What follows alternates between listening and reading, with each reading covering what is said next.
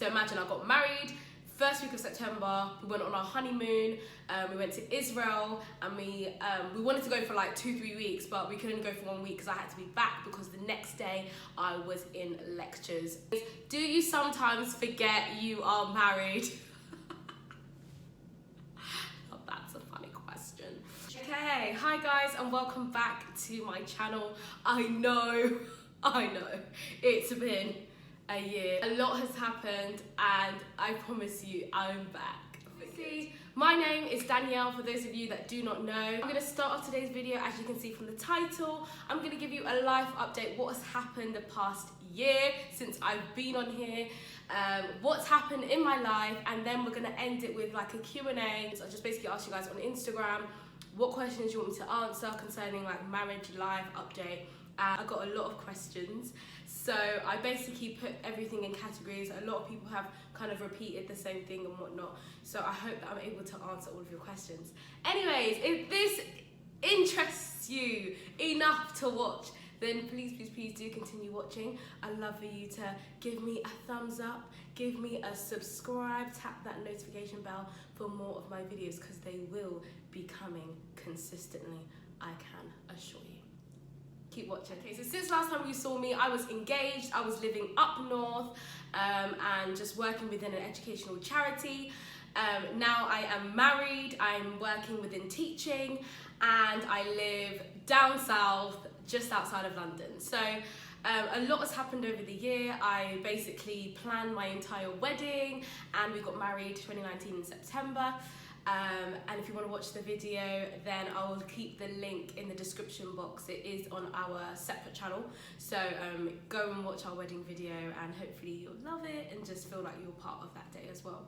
And so yeah, so I planned my entire wedding, which was honestly amazing. I love organising. I am a planner in life. I just plan my life all the time, and obviously as a Christian you know that planning your life, well, we know as Christians, God always has his own way, and so sometimes you may plan things and God's like, no honey, that's not my plan. If you want to find out more about my wedding, how I planned it, how it came to be that day, then please do comment that you would love for a kind of Q&A wedding video, and feel free to drop your questions and I'll definitely do a video on that. So yeah, so we moved outside of London. We wanted to be near enough to London, near enough with the hustle and bustle, but still outside of it. For me, I didn't live in London, I didn't grow up in London, and so I'm kind of used to like easy access to London, but I want that kind of quiet space, the greens, I love the green there, and so we live outside of London, which is such an amazing decision, no regrets there. So yeah, so we're loving it out here, and obviously we're still able to see our family and friends, but you know, not right now due to the coronavirus, but let's not really get into that. Since then I started doing teaching. Guys, oh my gosh, if you know me, yeah, me getting into teaching, you know that that's only God, because I can even do a whole nother video on that. But yeah, I never wanted to be a teacher. I was always planning on just, you know, being a public speaker and just impacting young people's lives. I'm passionate about disadvantaged young people, but I never wanted to be a teacher. I was like, no way, no. And you know, it's crazy how that whole thing came about, but I just know that God wants me to do it, and so now I'm within the teaching field and I am absolutely loving it, I cannot lie. It's great to be actually able to make a real difference, and I think my subject, because I teach citizenship and sociology, those kind of subjects, I'm able to really delve in some real life issues and yeah, just really delve into like the real world and how that affects you, affects your mind and the way that you think and the family and society that we live in. So I love it. So I've been doing my PGCE training, teacher training, and I'm loving it. No regrets. I'm doing that with UCL again. And if you didn't know, I did my master's with UCL, so that's what I'm saying. I'm doing this again with UCL. And that's literally coming to a quick end actually, now with the whole coronavirus and schools shutting down and whatnot. But yeah, so I'm loving that. So I'm within the teaching field, so it's been hectic, and literally I started in September. So imagine I got married, first week of September, we went on our honeymoon. We went to Israel, and we wanted to go for like 2-3 weeks, but we could only go for 1 week because I had to be back, because the next day I was in lectures, like basically back on teacher training. So I was like, oh my gosh. So it was a real whirlwind, and then we had to just kind of, you know, transition to that. So yeah, so it's been crazy busy, and that's why you haven't seen me on this space. But I knew I needed to come back. People have been asking me, like, have you quit YouTube? Have you gone? Where are you? Are you not doing it anymore? And I always knew that there was a time where I would come back, but I just didn't know when. And then when this whole coronavirus outbreak happened, we're not going to school, we're not doing this, we're not doing that, I just knew, do you know what?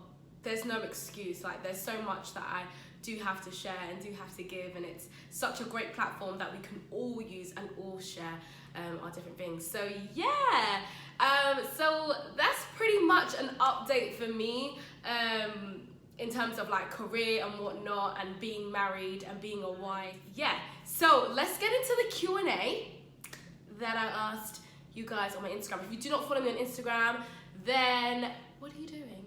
What are you doing? I have to ask you. So follow me on Instagram, and then yeah, we can be more interactive, especially when I do Q&As as well. You can actually be part of this channel, part of this. Okay, right. First question, how is it managing money now that you are married?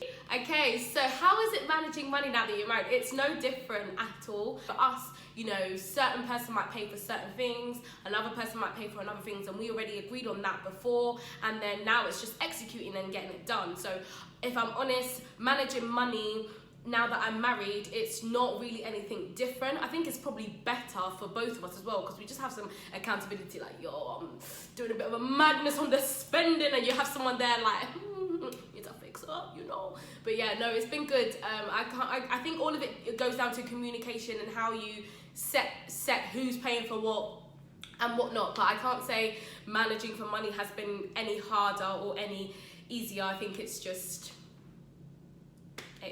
what it was always, or it always has been for us. Okay, do you split bills equally? Oh, okay. So we don't split bills equally, and that's just a decision that we have made. So I think it's just something that we discussed. I don't think there's any set way or right way to do it, and I think it's just about you guys as a couple. How do you want to do it? Who wants to pay for what? How do you want to do your home? Some people think all the bills should be equal. Some men want to pay for everything. Some women want to pay for everything, but that's you. And so for us, we don't split the bills equally, and it's just something that we communicated with, and it's going really well. So, you know, yeah. How do you resolve conflict? Ooh, how do you resolve conflict? Conflict. No. How do you resolve conflict? Okay, so that's something that I think we are forever learning, and we're forever, you know, probably adapting, really. I think the way that we resolve conflict is so different to the way when we were together. Oh my gosh. I think when we were together, I think we resolve conflict so much better now.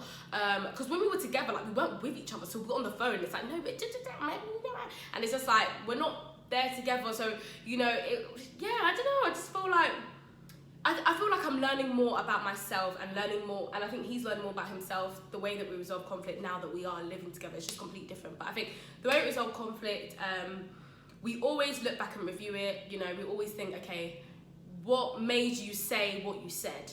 You know, and then it now goes back to tones, and maybe someone might have said something that what they said wasn't wrong, but how they said it was wrong. And that made the next person say something, and then that made the next person do something. So I think for us, we always review it. What made you say that? Because this is what I felt. Okay, but this is what I meant. And I think always listening to what that person meant. So Joshua was listening to what I meant and finding out, okay, what did you mean by this? Because this is what I'm getting. What I'm getting is making me feel like this, and this is why I'm responding to you this way. So I think always reviewing every single situation. We don't just leave it and be like, okay, cool, it is what it is. No, we never do that. We might at the moment be like, nah, chill, but we always have to go back and be like, okay, what happened? Like, let's discuss and let's try and understand. I think for us, it's about understanding the other person, you know, because we're so different, and in life you are not the same as your partner at all. You've been brought up in a different way, the way that you kind of think, and the way that you know, just do things that you might do naturally that could actually offend that other person. So I think for us, we review it, we always look back, we always listen, and our main aim is, what did you mean? And this is how it was communicated, and then apologizing for that and understanding that, okay, I'm understanding more about you, you know. So that's how we resolve it. So it's a learning, it's a journey, it's a learning curve. It's not easy, but it's a beautiful thing. Honestly, it's a beautiful thing, and it's something that we look back and we're like, wow, like, do you remember we had this argument and we did it, and it's just like, it's not even that deep, you know. But yeah. How did you know your husband was the one? Did you pray? Yes, I definitely prayed. I'm not going to answer this question because I have done a video with him about how do we know we were each other's ones and whatnot. So go and watch that video. I'll leave it in the description box down below, and you can see Josh as well with me, and we actually discuss about, you know, how we found out and just how we knew that we were each other's ones. So yeah. The next question. This might be too much information. Were you nervous about being intimate?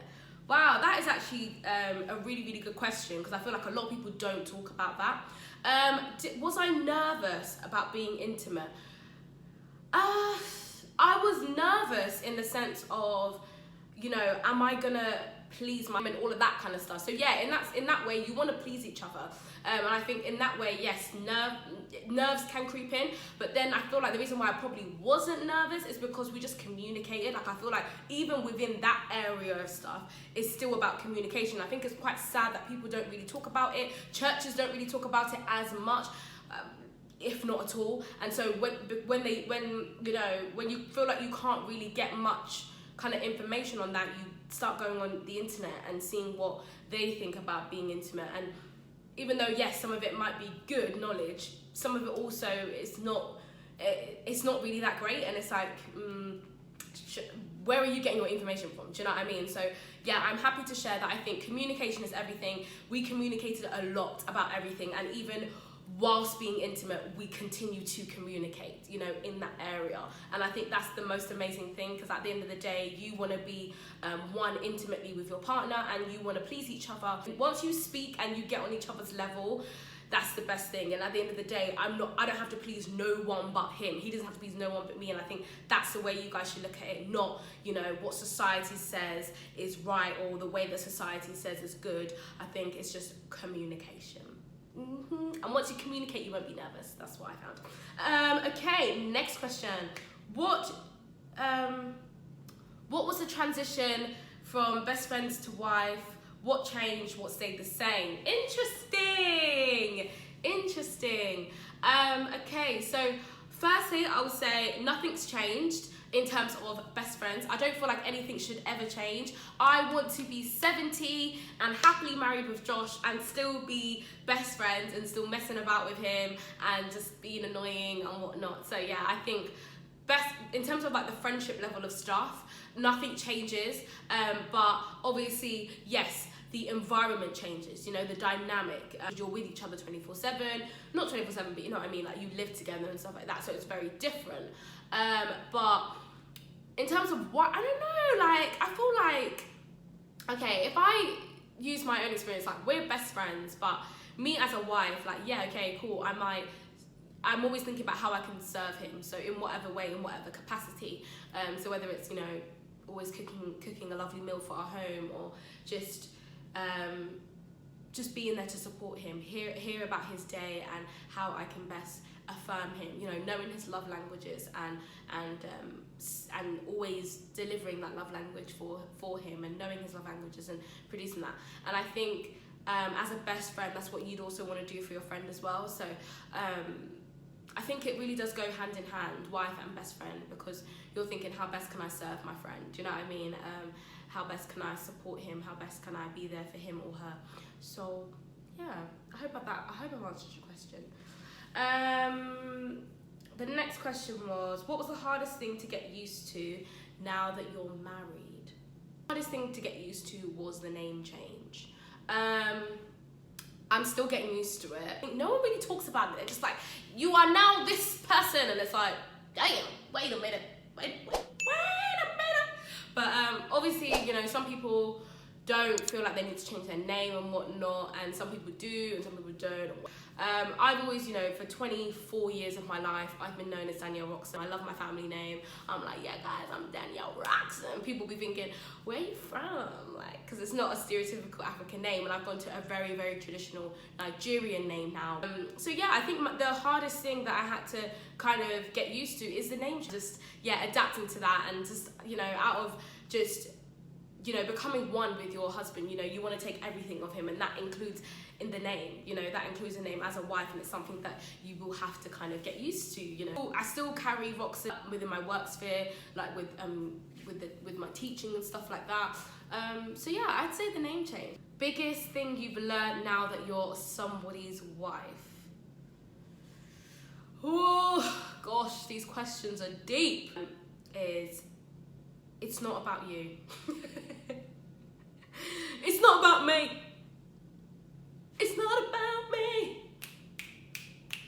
It's not about me. I think that's probably one of the biggest lessons I'm learning, and I think it's something that, you know, I probably haven't realised until I've said it now, because I feel like naturally as humans we are selfish, even though we love and we're generous, but a lot of it is for us, it's for how it makes us feel, it's for, yeah, just us, and it's quite selfish. It's not about, I need to get him to understand me, I just need to understand him. And I think that's the best way. Because one thing when I think about my parents, shout out to my mummy and daddy, I love them. Their marriage is beautiful, and I think when you've seen a really, really good marriage at home, you do learn a lot subconsciously. I've learned a lot subconsciously, like indirectly. Like, they didn't really sit me down and go, this is the foundations of marriage.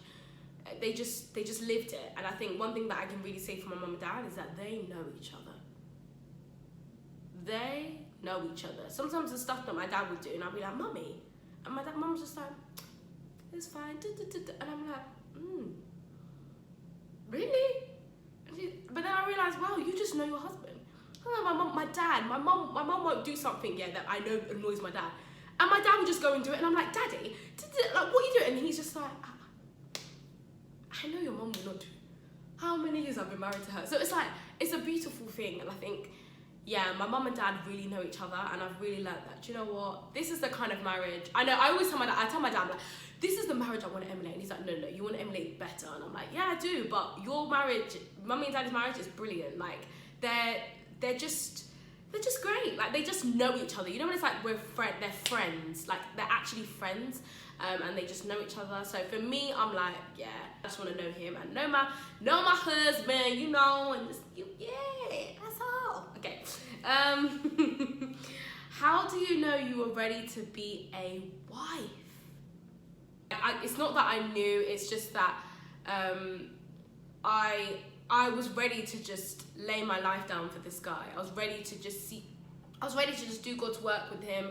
I was ready to just, you know, have faith in what God is going to do through us. I was just ready to get moving, and I know that us being married is going to allow for that capacity. So yeah, you just need to have faith in that, and trust God in that. And it's not like a tick box kind of, I'm ready. It's just a faith ready, like, God, I'm ready for you to I'm ready to trust you in this, you know, I'm ready to get things moving. Did you feel any pressure to marry being a young Christian couple? No, I didn't feel any pressure whatsoever to be married. I wanted to be married. I'm the first person to get married within my friendship circle. Yeah, within, like, I think only one other friend of mine got married, but within, like, my close friends and whatnot, I'm the first one. So yeah, I didn't feel any pressure whatsoever. People never pressured us. It was more of, whoa, you're getting married, damn, you lot are young. And it's like, says who? But anyways, that's debatable, but yeah. So pressure, definitely not, definitely no pressure. Yeah, none whatsoever. Yeah. How has it been managing when you just want to be alone and someone else is there? Okay, do you know what? It's crazy, but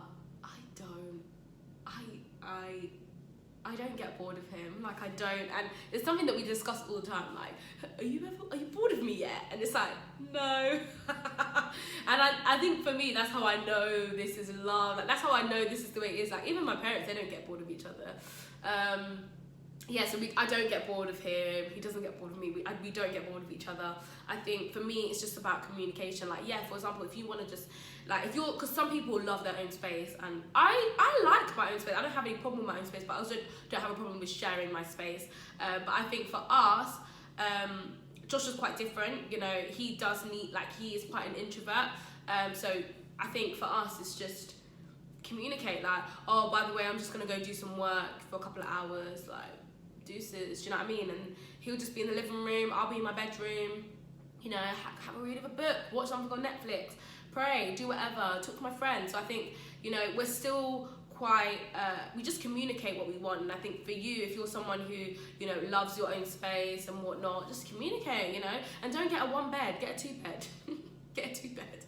But not so that you guys can, like, you know, sleep in different rooms, but just get a two bed so that, you know, you can make the other room like your space where you can, like, you know, have a study room, or you can make it into a guest room. We've got a guest room, but we can make that into like a study room, and like one of us can just literally go and study, but we have our living room open plan. So, you know, Josh would literally come here and do work. I always like doing work in my room, and so even when we do our own work, like, it's still separate.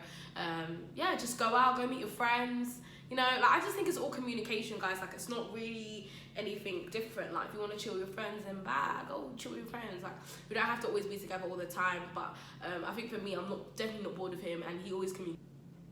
Okay, I'm gonna do my last question now, because I don't want this video getting too long. So my last question is, do you sometimes forget you are married? That's a funny question. Beginning, so I've been married for 6.5 months now, and right in the beginning, yeah, I completely forget. Like, I would, and not forget in the sense of, like, when someone says, are you married or are you single, I'd be like, oh, I forgot I was married. But in just that, I'm not subconsciously thinking about it. Like, I'm just living my best life, I'm going to work and whatnot, and then, like, you know, just doing me, and then I just remember, oh snap, like, I'm legit married, like, I'm a married woman. It's like, there's a lot of expectation and whatnot, and it's just like, girl, I'm so Danielle, you know what I'm saying? You know, I'm not gonna change who I am. But yeah, sorry. But yeah, so I think I definitely forgot in the beginning. Like, I think in the beginning it was just like, that does lead on to another type of thing, that a lot of people think that you have to change when you get married, and there's a lot of, I think within our Nigerian culture, there's a lot of, like, pressure from, like, the older generation or whatnot, on what a married woman should be like, or what a married man should be like, or live like, or look like, yeah. But if I'm honest, I think the thing about me and Josh is that we're just trying to keep it the same, you know what I mean? Like, yeah, we're married, but we're the same people. Like, we're the same people, but obviously we're just developing and growing into more mature people, but we're still having fun, we're still young, we're still doing it good, you know, we're still enjoying life, and I think that's the way it should be, you know? I don't think it should be like, I'm now a wife, I should now just forever have an apron and live into the norms of what a woman should be. It's like, nah, G, we're in 2020, you know what I'm saying? You know what we say when we know what we say.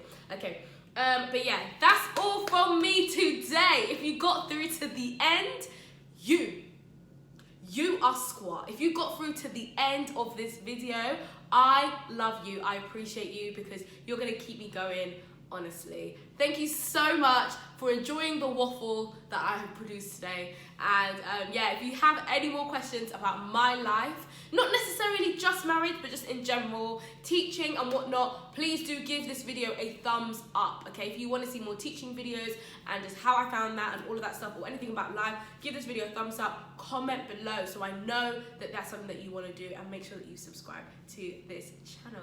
But yeah, thank you so much for watching, and I'll see you guys in my next video.